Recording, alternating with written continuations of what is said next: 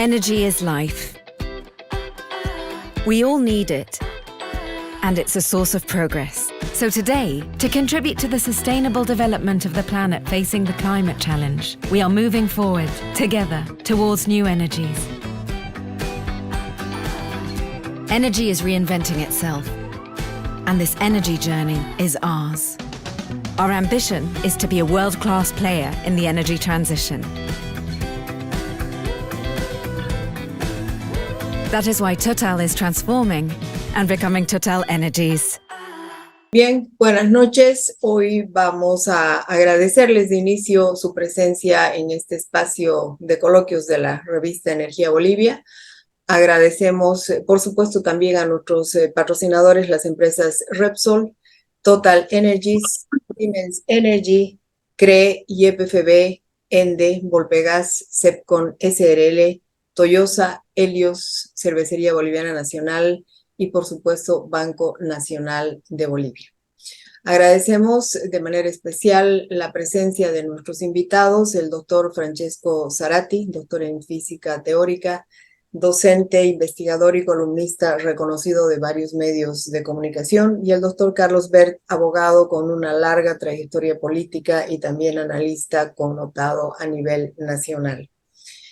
Hoy nos vemos forzados a reflexionar sobre el cambio de situación en el balance energético del país, puesto que de la noche a la mañana nos vamos quedando sin reservas de gas, lo cual está afectando seriamente la economía del país y plantea, por supuesto, incertidumbres, serias incertidumbres, críticas y la urgencia de revertir esta situación en el más breve plazo posible y ojalá en el marco de la mayor racionalidad posible para que Bolivia comience a tener certezas y no ingresemos en una debacle económica a nivel nacional.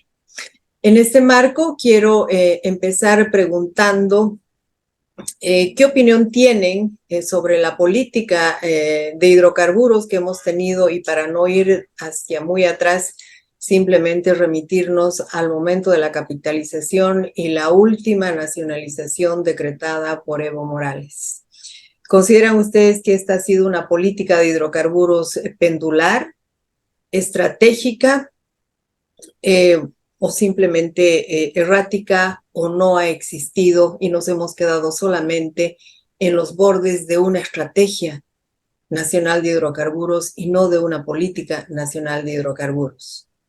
Podemos empezar con el doctor Francesco Zarati, por favor. Haciendo una síntesis apretada del pasado, no sé cuánto vale la pena estar removiendo todavía esa tierra. Mi opinión es que la política de capitalización en hidrocarburos funcionó y funcionó bien. Teníamos un mercado grande que era Brasil, ¿verdad? Y no teníamos reservas suficientes para poder cumplir con 20 años de contrato según los requerimientos que tenía ese gran mercado. Por eso se hicieron una serie de normas para abrir el país a la inversión extranjera y la sorpresa fue que se descubrió mucho más gas de lo necesario. Es decir, con lo que tenía Petrobras era suficiente para abastecer el mercado de Brasil. De manera que hubo un déficit de mercado y un exceso de reserva. Este exceso de reservas llevó a buscar otros mercados, entre los cuales se acordarán los mercados de ultramar y todo lo demás, que no funcionaron como se pensaba, y bien que no funcionaron porque después las cosas fueron por otro lado. El otro mercado que había, el de Argentina, todavía no era maduro, maduró unos 10 años después de la capitalización, pero ya se tenían las reservas para poder abastecer ese mercado. De ahí vino un poco esta crisis, ¿no? Los que invirtieron dinero no podían recuperar sus inversiones porque no tenían a quién vender. Con la guerra, perdón, con la guerra del gas, las expectativas que tenía el pueblo boliviano de acceder a esta riqueza encontraron un canal, yo diría, demagógico y responsable por parte de la tienda política del MAS, que vio la oportunidad, como se dice, de cabalgar un tigre, es decir, un tema bastante delicado, que necesita racionalidad, que necesita equilibrio, lo tomaron desde un punto de vista muy demagógico y muy populista. De hecho, con la consigna de la nacionalización, ganaron las elecciones del 2005, pero ya antes habían contaminado fundamentalmente la ley de hidrocarburos y después, cosa más grave todavía para mí, contaminaron la constitución política del Estado con temas que podían ser de coyuntura, pero que fueron escritos para una constitución que muy bien puede durar 20 y 30 años y que ahora nos tiene con las manos amarradas. ¿Cuál ha sido la transición entonces de una apertura de parte del país a la inversión privada para poder tener mayores reservas y poder ser un centro de abastecimiento de gas regional a una política donde teniendo estas reservas y abriéndose un mercado más, porque el de Brasil ya había, lo que se privilegió fue la monetización de estas reservas. Es decir, se vio la oportunidad de convertir un recurso natural no renovable, un concepto que parece que nunca han entendido en el gobierno del MAS, ¿sí? Convertirlo en dinero para poder prácticamente perpetuarse en el poder a través de obras buenas, obras malas, obras mediocres y muy coyunturales, algunas de ellas. Cuando se dieron cuenta que esta política de monetización necesitaba reposición de reservas, estamos por el año 2014, parece que ya era tarde. ¿Por qué? Porque las condiciones objetivas de relacionamiento con las empresas que podían haber invertido, con posibilidad de ampliar mercados que prácticamente no existían. Siempre hemos tenido dos mercados, el mercado de Argentina, el mercado de Brasil, además del mercado interno, que era siempre insignificante, que no lo es ahora, pero por entonces lo era. Entonces, las condiciones ya no estaban dadas para poder abrir un programa de inversiones en serio. Y esto ha llevado a la situación actual que bien podríamos definir el fin del ciclo del gas. Yo lo definía hace años, eso ya se veía que el ciclo del gas, igual que de la plata, del estaño, del caucho, no sé, está llegando a su fin. Y esto es algo que hay que asimilar y hay que reaccionar en consecuencia. Gracias, doctor Zarate. Doctor Berg, por favor. Muy buenas noches, un saludo al programa, gracias por la invitación y un cordial saludo a Francesco. Aprovechando de la reseña histórica hecha por Francesco, me voy a limitar al periodo de Evo Morales, al periodo masista, que comienza, como todos sabemos, en 2005. Fines de 2005 y se posicionan en enero de 2006. ¿Qué es lo que encuentra Evo Morales al asumir el gobierno? Encuentra la actual ley de hidrocarburos, la 3058, que había sido aprobada meses antes, puesta en vigencia meses antes, en el gobierno de, estaba todavía Carlos Mesa, pero se negó a promulgar la ley y tuvo que hacerlo el presidente del Senado. Pocos meses después de asumir el gobierno, Evo Morales emiten el decreto llamado de nacionalización de los hidrocarburos, con un gran aparato publicitario, despliegue militar, como en otras épocas, ¿no? Sucedía en América Latina, pero todo era absolutamente simbólico y formal. porque en la realidad no hubo tal nacionalización. Y lo que hicieron, conforme explicaron varios expertos en el tema, en realidad lo que hicieron fue endurecer las ya radicales disposiciones de la ley de hidrocarburos, de la ley 3058, y con esa política lo que sucedió en efecto fueron los siguientes temas que se encuentran en la raíz de lo que hoy estamos viviendo. Primero, la gran novedad era la época, estaba comenzando o se avecinaba el superciclo de los commodities, de las materias primas.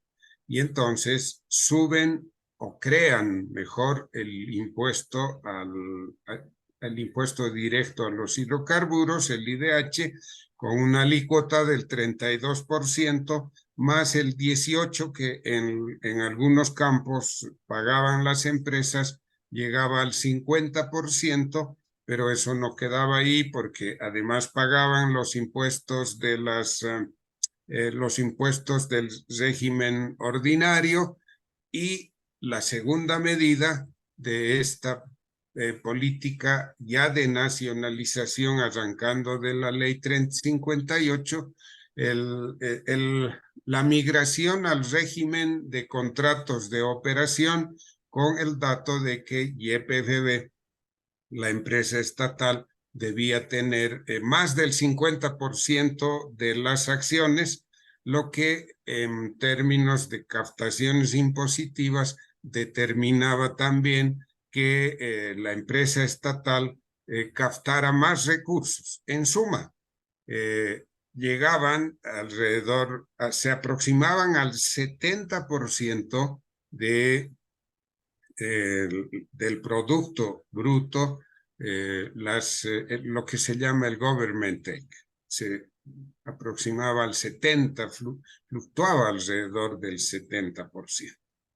En esas condiciones, algunas empresas optaron por retirarse, naturalmente las que operaban los campos menos rentables, pero se quedaron las que tenían bajo sus operaciones los campos que contaban todavía con importantes recursos, como San Alberto, ¿no?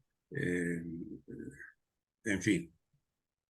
Bien, este es el origen de los problemas.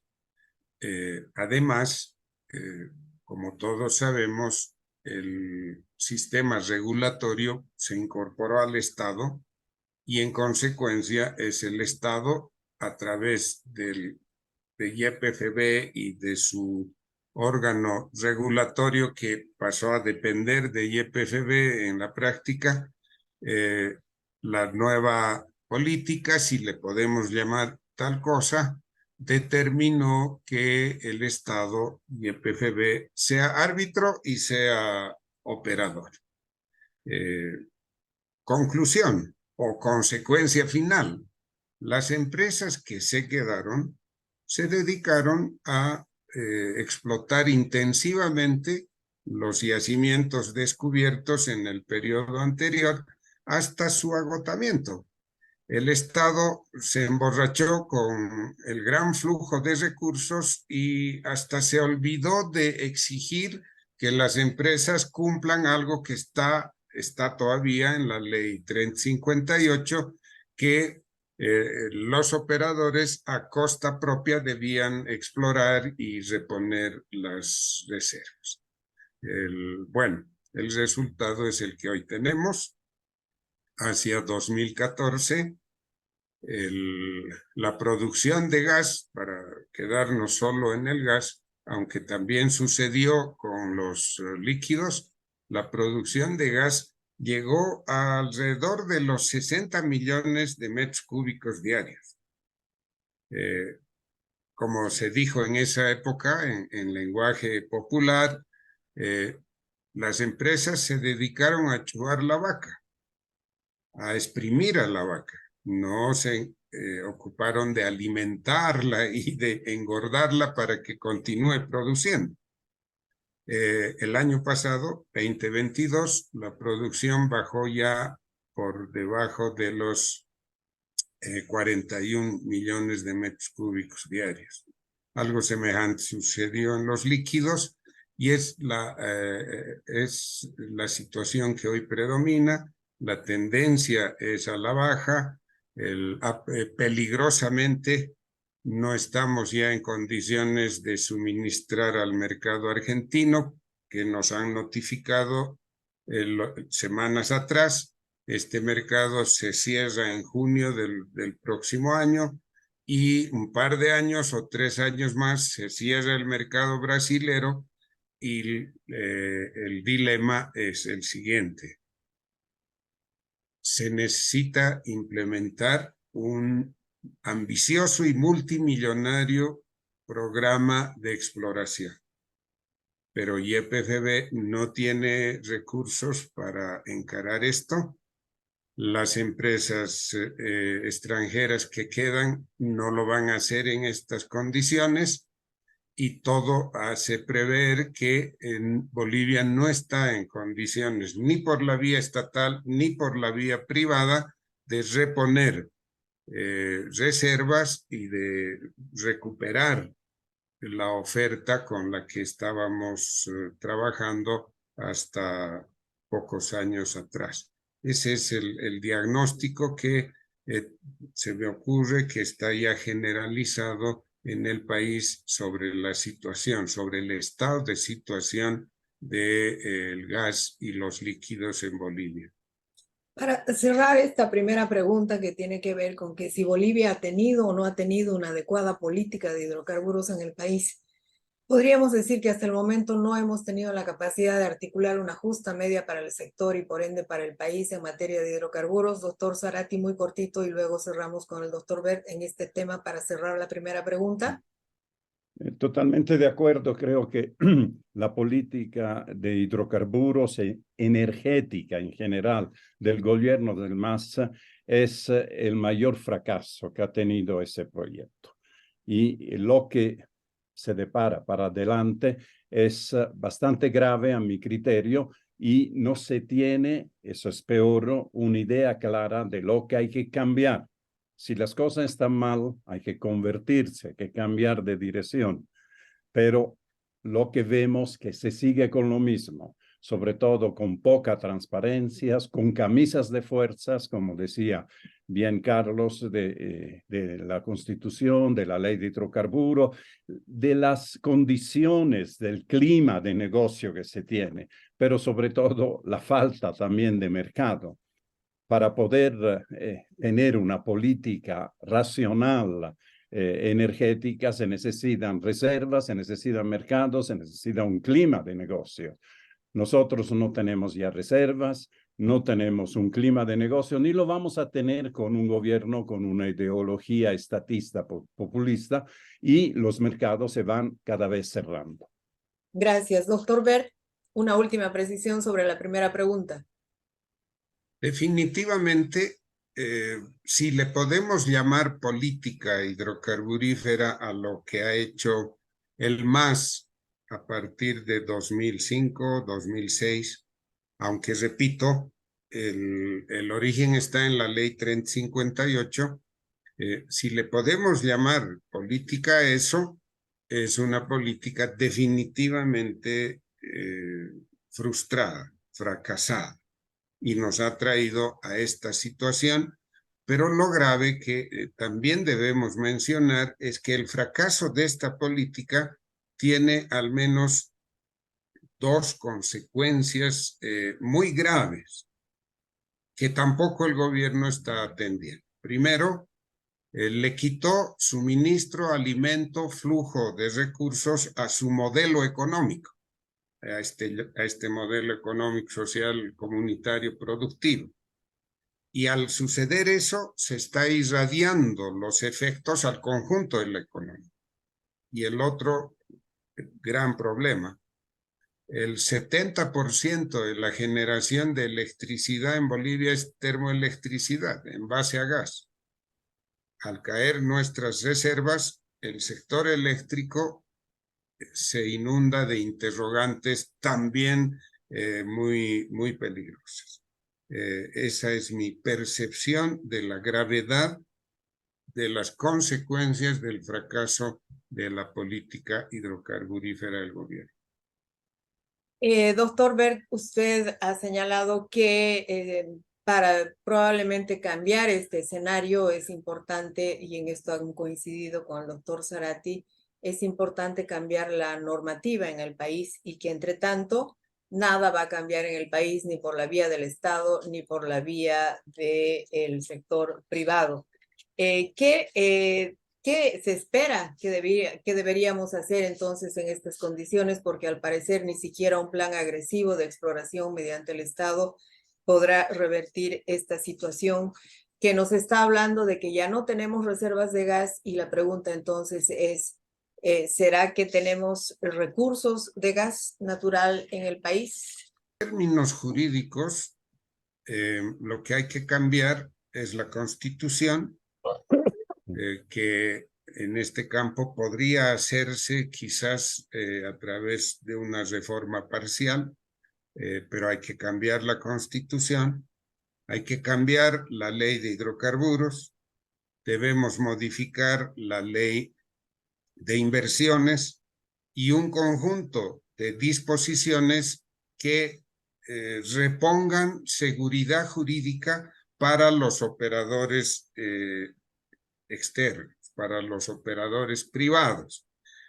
No es posible en las condiciones actuales impulsar un agresivo plan de exploración si no se les da garantías a los inversionistas extranjeros, si no recuperamos la inversión extranjera directa. O sea, es un conjunto de disposiciones que hay que adoptar, con la especificidad de que este gobierno, por razones de concepción, por razones ideológicas y por razones políticas internas, no está en condiciones ni puede adoptar estas modificaciones.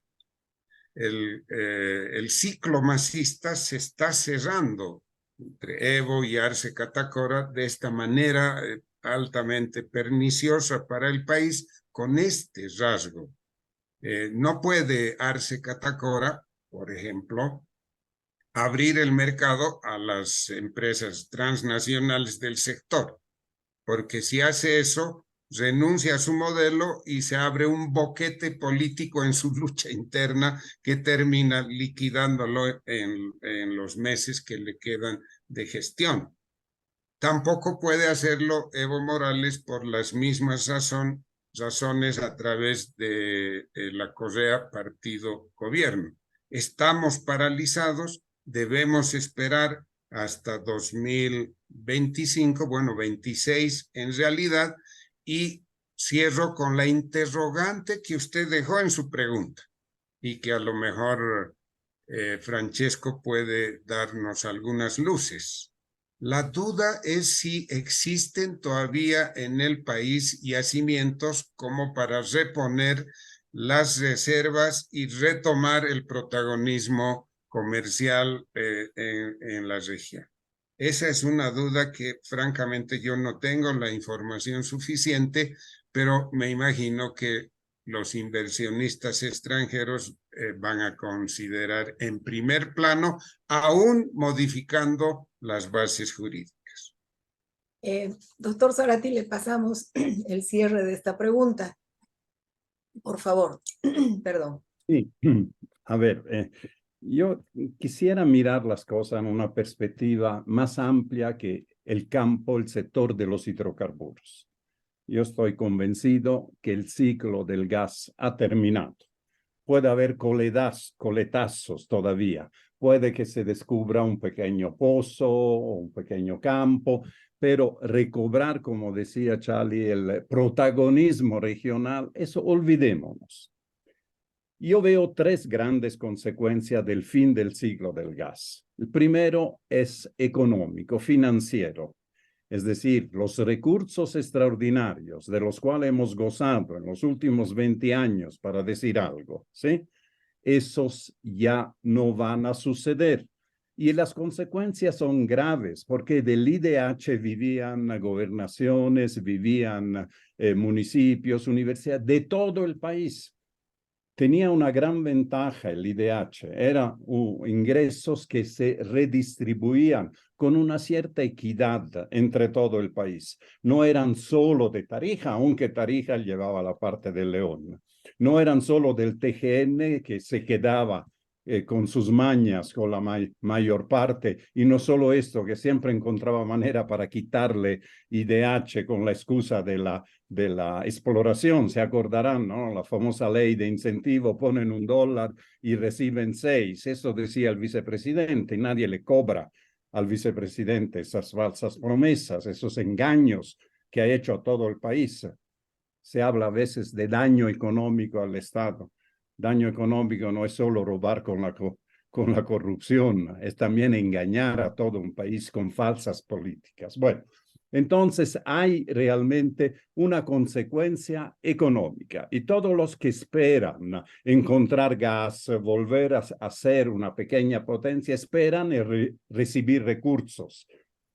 Ahora bien, eso no es tan grave, porque Bolivia tiene también otras riquezas. Se piensa que los recursos, por lo menos en montos, no en renta, porque la renta del gas no la da nadie, esos recursos pueden venir de los otros sectores como la agroindustria, como el litio o la minería tradicional. Esos son sectores que sí pueden aportar divisas al país de alguna manera y reemplazar la merma que viene del gas. Pero hay una segunda consecuencia que no se está tomando en cuenta y que mencionó también Carlos. El hecho que el gas no es solo una fuente de dinero, es una fuente de energía. La economía del país se alimenta con la energía del gas. La potencia instalada, eso quisiera hacer una precisión con Carlos, es 70% en gas, en termoeléctrica, y 30%. Pero la energía consumida es 50-50, es decir, hay una cierta prioridad en la energía hidroeléctrica, en las energías renovables. De manera que, si no hay gas, ¿qué hacemos con las termoeléctricas? El problema es tanto más grave, es que también la generación de energía eléctrica está regionalizada. Por ejemplo, Santa Cruz, 90% de su energía es termoeléctrica, no tiene otras fuentes. Un poco de eólica, pero no tiene los recursos hídricos que tiene La Paz o tiene Cochabamba, por ejemplo, o los recursos solares que tiene el altiplano.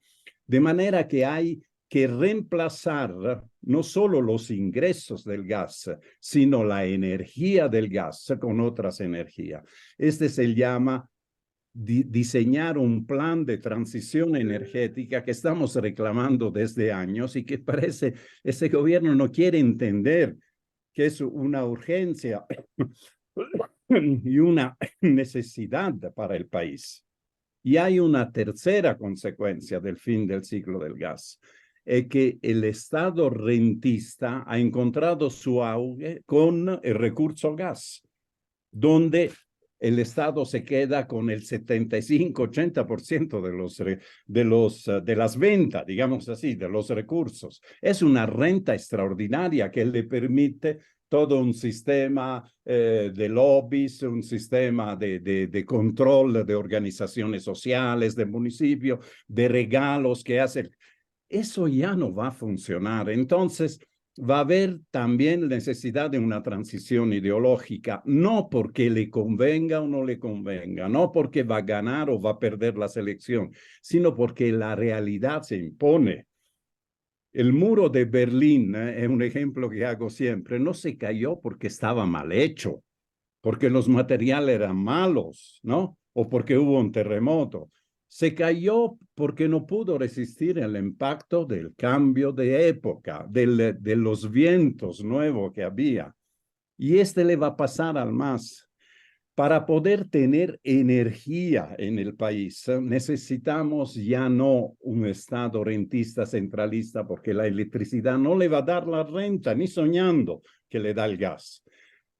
Y tampoco tiene recursos para desarrollar todo un sistema de energías alternativas. Se necesita abrir a la inversión privada. Más que en hidrocarburos, yo veo la posibilidad de inversión privada en las energías renovables, en las hidroeléctricas, pero siempre y cuando haya un marco normativo que no contrasta con la constitución política del Estado. Esta es la gran ventaja que tiene la electricidad respecto al gas.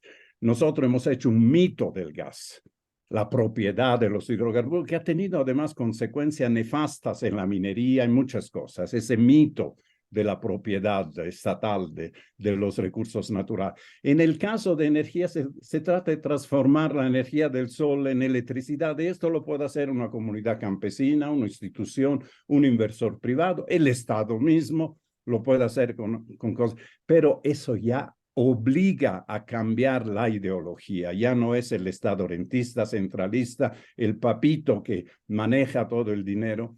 Esto obliga necesariamente a tener una apertura y una variedad de inversores.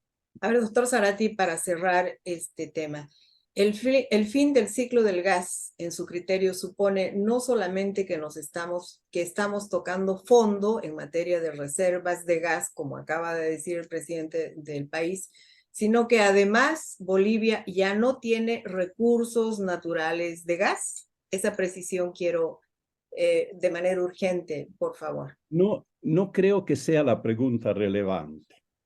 Ya no tiene, yo creo, la posibilidad de ser una potencia gasífera. Ojalá podamos... Porque ya no tenemos recursos naturales de gas. Hay razones geológicas.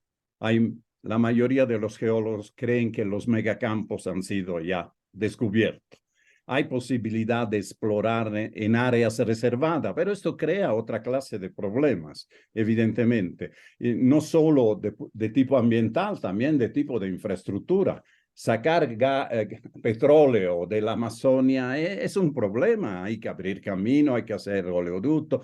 Es decir, además obviamente, del daño ambiental que cada vez es más sensible en la opinión pública. Entonces, yo diría de ampliar la visión, no pensar en el gas como en el pasado, como una fuente de ingresos. Hay que pensar que si se descubre un poco más de gas, ojalá se pueda, que sea para el mercado interno, porque el mercado interno no puede permitirse el lujo y no va a tener los recursos para importar diésel como ahora, gasolina como ahora, GLP como vamos a empezar a importar pronto y gas como se ha proyectado hasta el 2030.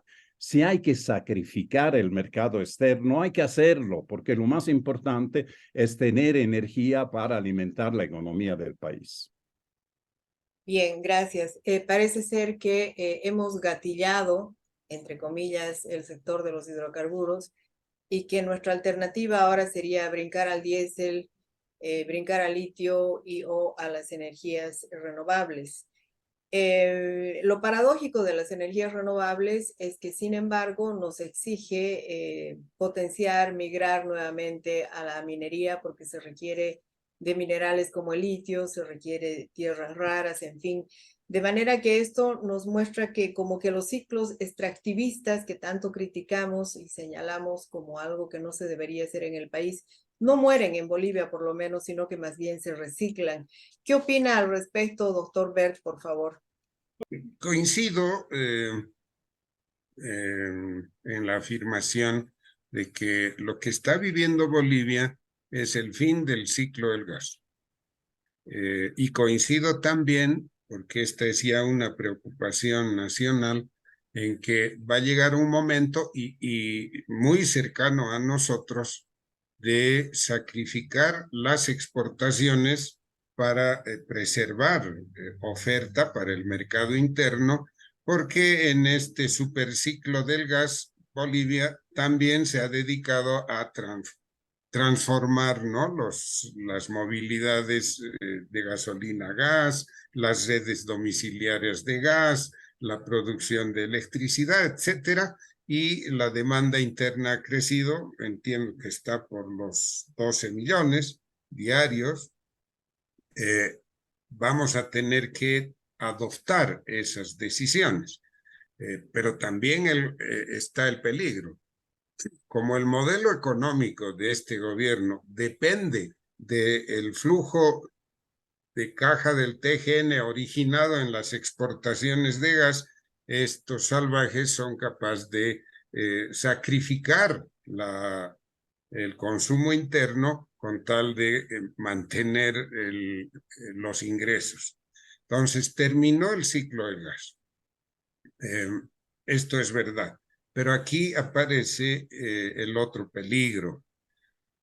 Ante esta dura evidencia, el gobierno se ha dado a la tarea de vender la imagen, la idea de que comienza el ciclo del litio y que con él vamos a sustituir los ingresos provenientes del gas, lo que es nuevamente una gran impostura, que no lo está diciendo nadie y creo que ya debemos salir a esclarecer esto. Sucede que las tecnologías, porque no es solo una, las tecnologías de la extracción directa del litio en el mundo entero están comenzando. En ninguna parte del planeta las tecnologías EDL han ingresado a la fase de producción o desarrollo industrial, en ninguna parte. El mejor avance parece encontrarse en pequeñas plantas piloto. En realidad, las tecnologías EDL se han mostrado viables, pero a nivel de laboratorio, que no es lo mismo que entrar pues a la gran producción en planta. Al parecer, también aquí Francesco nos puede ilustrar mejor.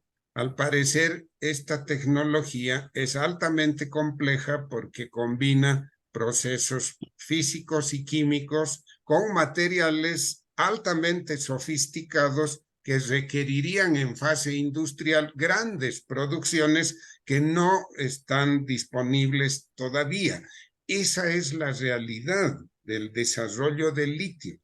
Pero en Bolivia nos están vendiendo otra vez la historia de que las dos empresas chinas y la empresa rusa son grandes productores de litio que poseen la tecnología, las tecnologías EDL y que en un par de años, en un año, van a instalar sus plantas, 2 plantas en Uyuni, 2 plantas en Coipasa y ¡pum! Pasamos a exportar y sustituimos el gas.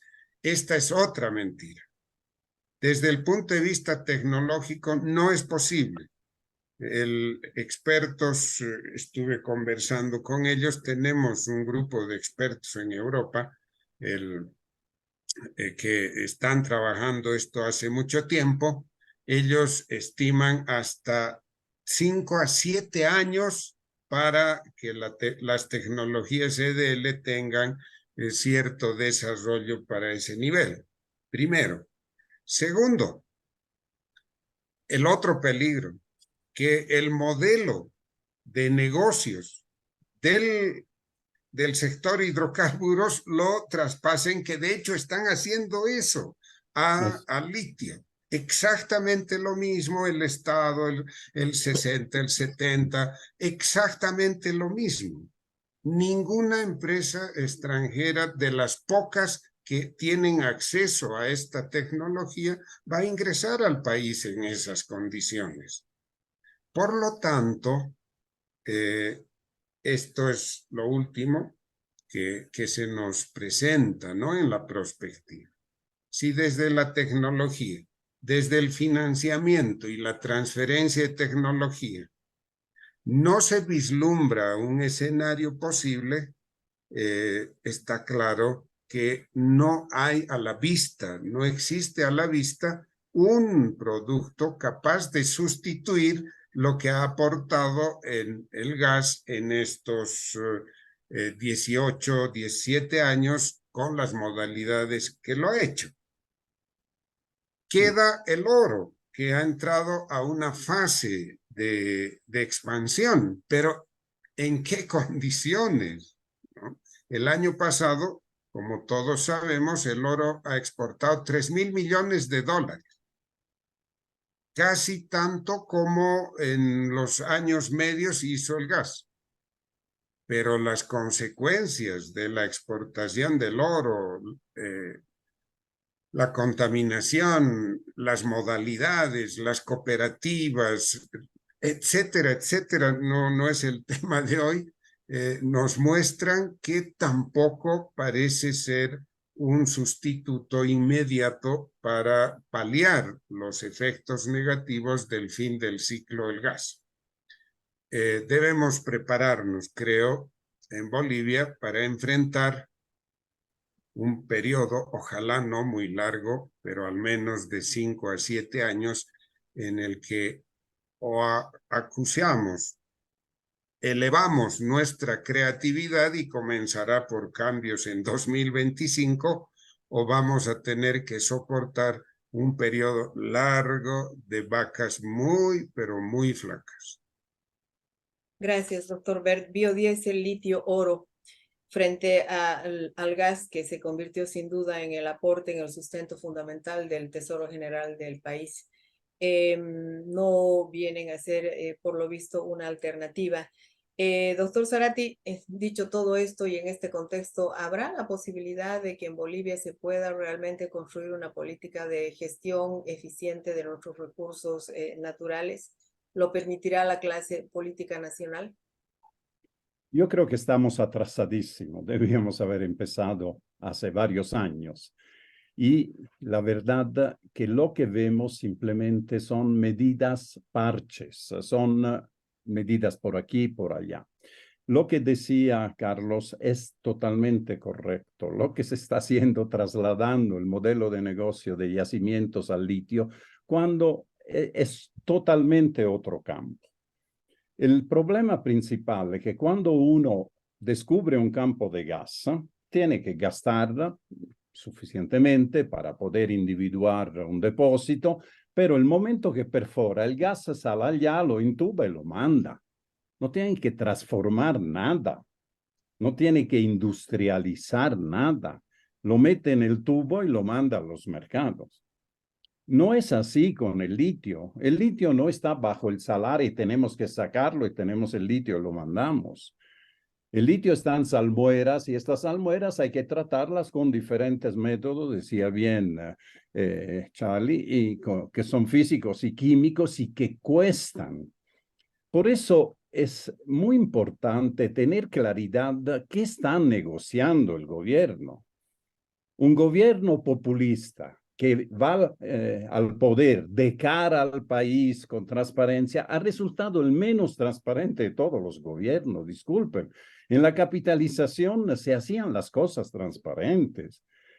Cuando en el gobierno de Carlos Mesa tratábamos de construir una ley de hidrocarburos adecuadas al momento, convocábamos a la gente, incluso de la oposición, a discutir conceptos, a discutir qué alternativa había. Aquí se hace todo en familia, literalmente. Y se firman convenios que no son contratos, porque si fueran contratos deberían ir al Congreso, y no se entiende si son convenios de estudio. Nunca he visto un convenio de estudio que cueste más de $1.000 millones. Por favor, no se trata de eso. Y sobre todo el modelo de negocio. Si vamos a tomar esas empresas como empresas de servicios que nos hacen el favor de las salmueras sacar el carbonado de litio al final, ¿no? Uno pone el chancho y nos sacan las salchichas. Muy bien. Y nos dan las salchichas. Pero tenemos que pagarle por eso. ¿Cuánto es el costo de estas transformaciones? El costo es elevado, no es como en el caso del gas. No nos vamos a quedar con el 80%. Nos vamos a quedar por mucho menos. Y encima estamos discutiendo si las regalías van a ser del 5, van a ser del 10. Miremos alrededor. Chile y Argentina, que tienen este recurso, están ganando millonadas haciendo las cosas como tienen que hacerse, dejando a los que saben que hagan toda la operación y ellos cobrar los impuestos que sean necesarios, inclusive impuestos proporcional a las ganancias que se tienen. Pero no, si nosotros hacemos con una empresa de servicio, nos entregan el carbonato de litio, le pagamos su servicio, después el carbonato de litio tenemos que comercializarlo. En un mundo donde el litio es cada vez más abundante. Es noticias de esta semana, por ejemplo, de un gran descubrimiento, por lo menos potencial, de recursos en Estados Unidos, en el estado de Nevada, creo, donde hay un depósito de litio de origen volcánico que duplica los recursos que tenemos en el Salar de Uyuni. Y tenemos una lucha contra el tiempo, porque el litio o la tecnología del litio no es para siempre. Tiene ciertas ventajas que lo hacen competitivo, es ligero para baterías de autos, pero, por ejemplo, para acumuladores, si nosotros ponemos grandes plantas de energía solar y no utilizamos toda la energía eléctrica que generamos, podemos acumularla. Y esos acumuladores no necesitan ser ligeros, no necesitan ser de una tecnología refinada. Pueden no contener nada de litio y tener acumuladores de energía. Y mañana puede haber otra clase de tecnología que sustituya el litio. Entonces estamos también en una carrera contra el tiempo. Y una cosa más, que mientras siga este modelo de desarrollo que le ponen 100 adjetivos, el país se va al bombo. ¿Por qué? Porque gran parte de los ingresos del litio, que no van a ser muchos, la renta para el Estado, vamos a tener que gastarlo para importar diésel, para importar gasolina, para importar GLP, si es que no cambia el modelo. Entonces, ¿qué negocio es utilizar otro recurso no renovable, como es el litio, para mantener vigente un modelo que ha fracasado, que hace agua por todo lado, solo para decir el modelo funciona?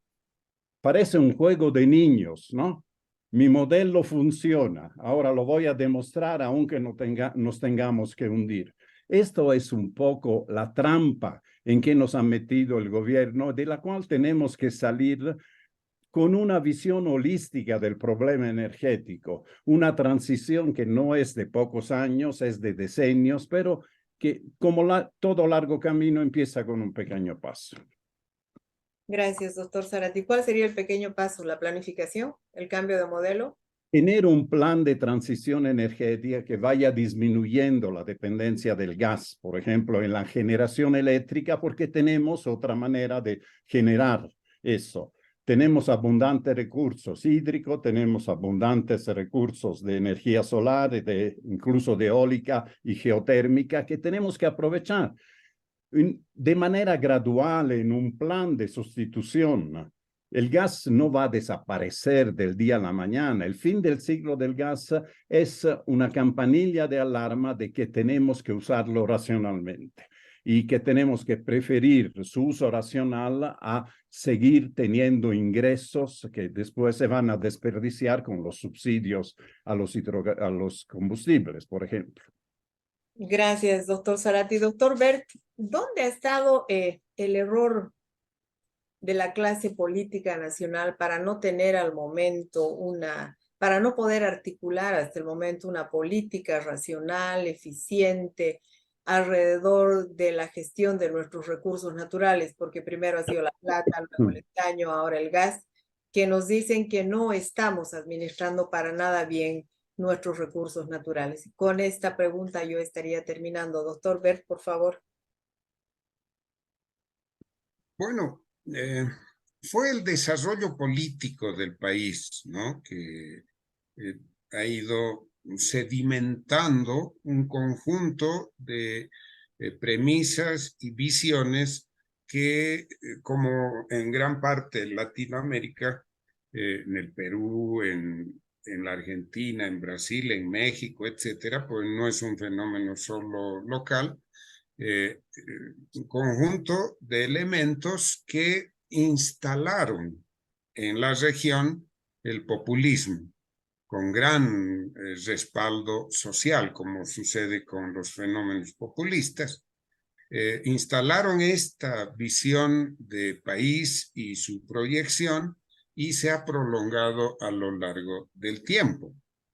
En nuestro caso, después del esfuerzo, gracias, si cabe la palabra gracias, gracias a la hiperinflación de los años 50, se introdujeron en el llamado Estado neoliberal políticas diferentes que apuntaban a desarrollar el mercado. Fruto de esos cambios, las reservas de gas que hemos tocado, en fin. Pero ese modelo, que también fue internacional, respondía a la crisis del capitalismo en el mundo y la adopción de las políticas neoliberales.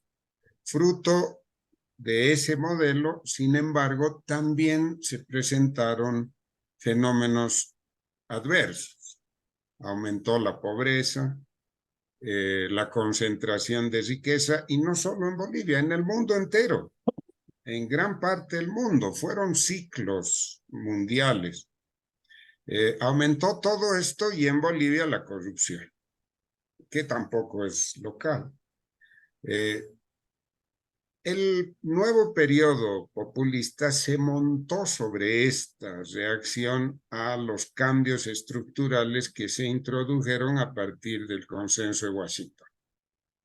Y la gran protesta social le permitió al MAS asumir el gobierno en 2005 y, con errores políticos de por medio, a partir de 2009, 2010, adquirieron 2/3, cosa que nunca antes había sucedido en el país. Y esos 2/3 fueron fatales para la patria, porque descompusieron todo. La justicia. Los 2/3 ocasionaron el empobrecimiento de la justicia, porque del cuoteo que hacían antes los partidos en el periodo neoliberal pasamos al cuoteo dentro del MAS, que fue aún peor porque el nivel técnico había bajado. Y entraron a la justicia quien quiera que fuese, con los resultados que ahí conocen.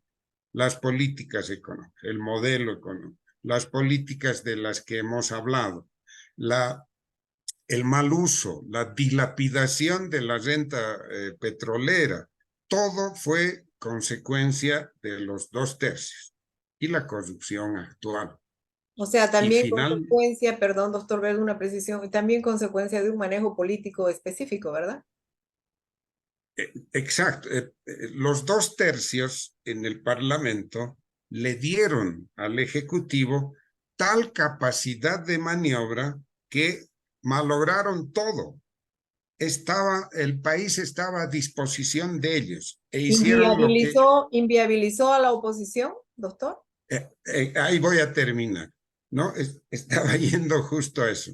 Entonces, esos 2/3 descompusieron todo, incluida la corrupción, gigantesca corrupción, mayor que la que había facilitado su llegada al gobierno.